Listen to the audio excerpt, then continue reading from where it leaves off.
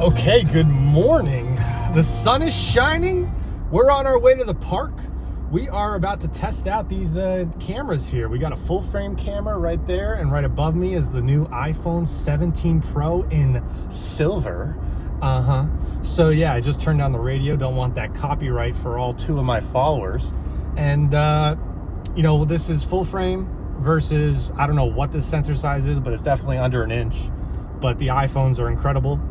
We're gonna both film and log, color grade the same way, Rec 709. The slightest little LUT that I like that just boosts the contrast, lowers or maybe boosts the midtones. I don't know what I'm talking about. I don't really know how to edit, but this is actually good because you're gonna get like a let's just say semi-pro, but we're not pro.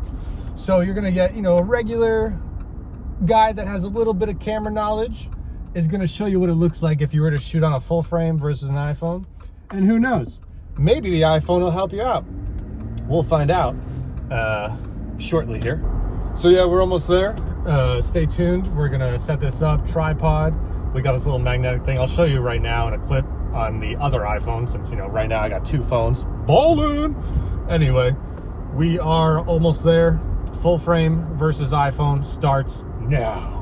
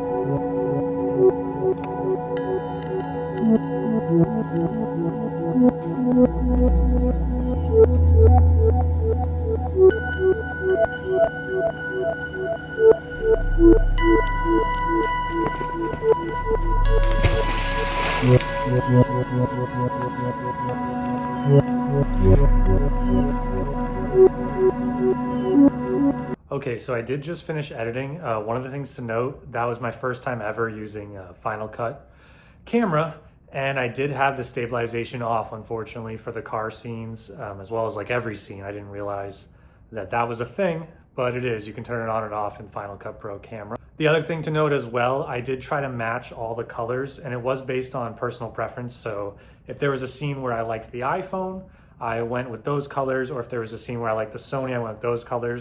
So this test was really more so if I was gonna put this thing in log on both of them, put it into Final Cut, go to Rec 709, add a quick LUT, maybe 33%, and basically that's it, which is what most people are gonna do. So that's really what this test was about. I mean, as you can see, the Sony does have some blown out highlights in the sky because the iPhone just constantly is computing, I think like frame by frame.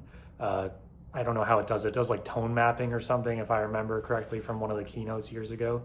But it's a little more advanced in that aspect, but you can also pull more out of the Sony.